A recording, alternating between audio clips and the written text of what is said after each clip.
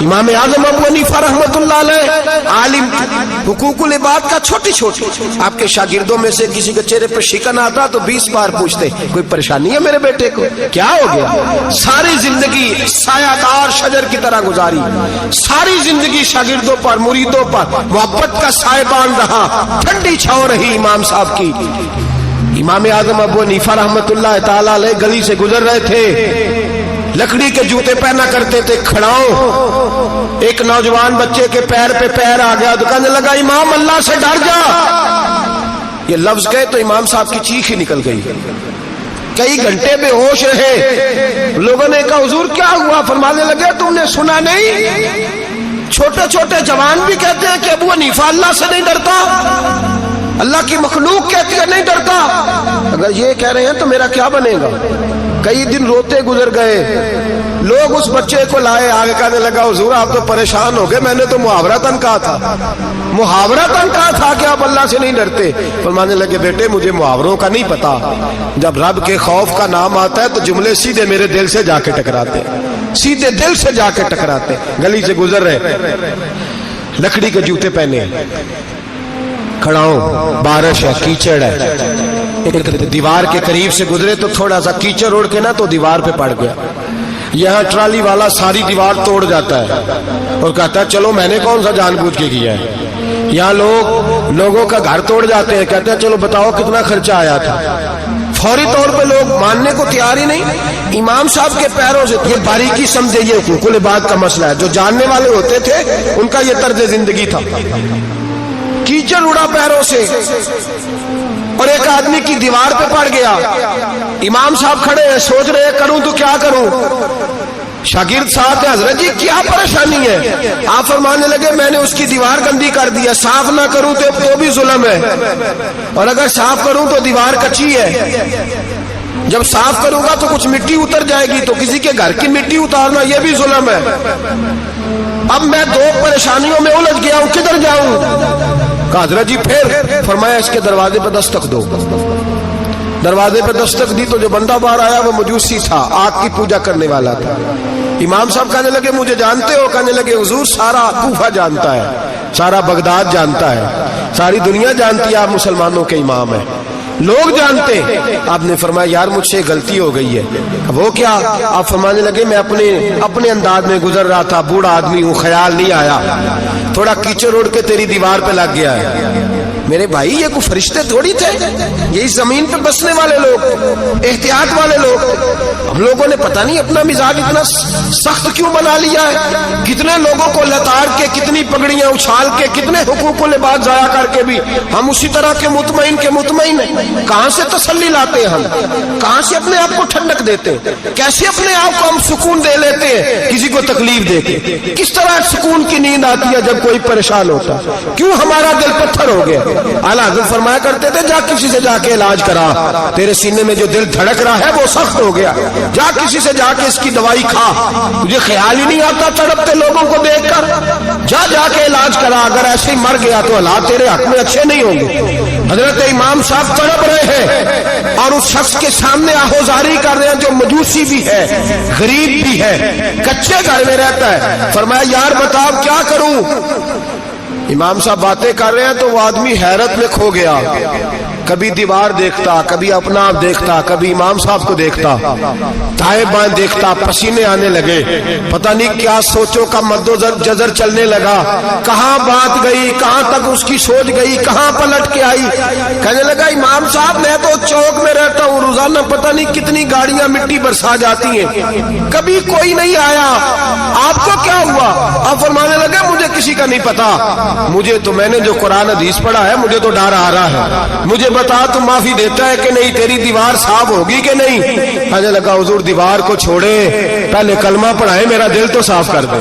कहने लगा इतना मीठा दीन, इतना प्यारा दीन, इतना खूबसूरत दीन कि गरीब की दीवार पर कीचड़ लग जाए और आपको इतनी तकलीफ हो, मैं इस दीन से दूर क्यों हूं? यहाँ रोज यूरोप कहता है कि मुसलमान झूठी शादियां करते हैं, दंगा फसाद करते हैं, नेशनैलिटी लेने के लिए झूठ बोलते, जाने किस किस किस्म के लोग पापड़ बेलते, किन किन किस किस तरह अपना ईमान बेचते, क्या अंदाज हम इख्तियार करते।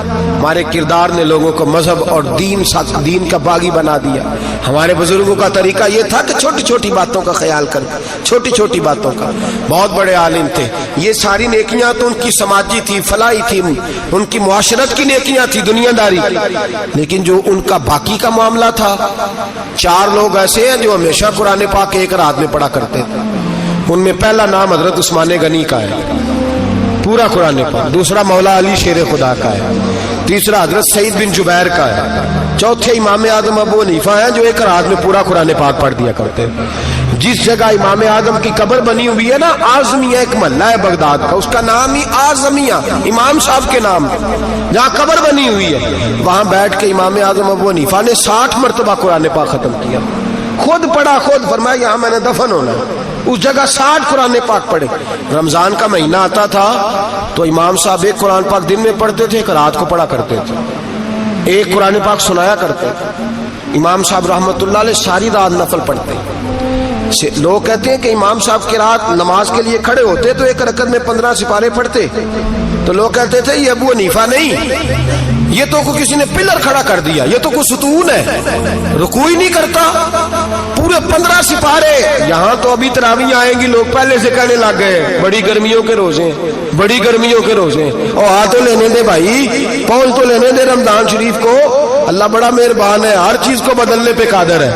पहले से लोग तैयारी कर रहे हैं, मस्जिदें ढूंढेंगे जाए ऐसी अच्छा हो, कुरान जल्दी पढ़ा जाए, ढूंढ ढूंढ के। इमाम साहब रहमतुल्लाह ताला अलैह, और मैं अक्सर कहा करता हूं, मैं कहता हूं तू तरावी में खड़ा नहीं होता, पासपोर्ट के दफ्तर खड़ा हो जाता है 2 घंटे, शनाख्ती कार्ड के दफ्तर तो 3 घंटे खड़ा हो लेता है। ये तेरा जुल्म है अपनी जात के साथ कि तुझे कुरान के लिए खड़ा नहीं हुआ जाता, दुनियादारी के लिए खड़ा। वो प्रोजेक्टर कराने जाए तो चाहे तुझे 4 घंटे लाइन में खड़ा होना पड़े, वहां तू खड़ा हो लेता है। अल्लाह से डर, अपनी थोड़ी सी दुनियादारी के लिए सारा कुछ कर लेता है।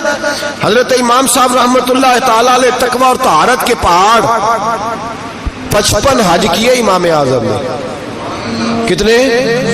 55 हज फरमाए। आज एक मुशक्कत वाला काम है, जद्दोजहद वाला काम है, जवान भी थक जाते हैं, कहते हैं बड़ा मुश्किल है जी, और ये जितना मर्जी आसान हो गया कयामत तक इसने मुश्किल ही रहना है, इसलिए कि ये एक मुजाहिदा है। 55 हज किए। आखिरी हज पे गए तो काबे के मुजावर को कहने लगे जरा खोल नहीं देते काबे का दरवाजा, मेरा अंदर जाने को दिल करता है। उसने दरवाजा खोला, अंदर गए तो कहने लगे खुदाया, 2 जुमले कहे, कहने लगे अल्लाह जितना तूने माल दिया था मैं उतना शुक्र नहीं अदा कर सका, और जितना तूने इल्म दिया था मैं उतना अमल नहीं कर सका, अब बूढ़ा हो गया हूँ, मेहरबानी करना मुझसे दरगुजर वाला मामला कर। और ऐ अल्लाह अगर तू मुझे बता दे कि तू राजी या नाराज है तो मैं जरा सुकून से मर जाऊं।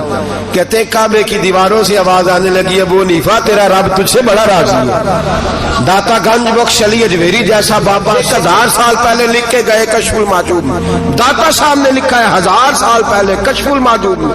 दाता साहब फरमाते हैं मैं हजरत बिलाल की कब्र पे हाजिरी देने गया, यानी 1000 साल पहले के मुसलमान भी कब्रों पे मज़ारों पे जाया करते थे। दाता साहब लिखते, कहते हैं मुल्क शाम में हजरत बिलाल अबशी की कब्र पे हाजिरी देने गया, मैं कब्र पे हाजिरी दे के तो साथ लेट गया, मेरी आंख लग गई, मुझे ख्वाब में नबी पाक का दीदार नसीब हुआ। गोया हाजिरी हजरत बिलाल की, और बरकत ये कि वहां मुझे मुस्तफा का दीदार नसीब हो रहा है।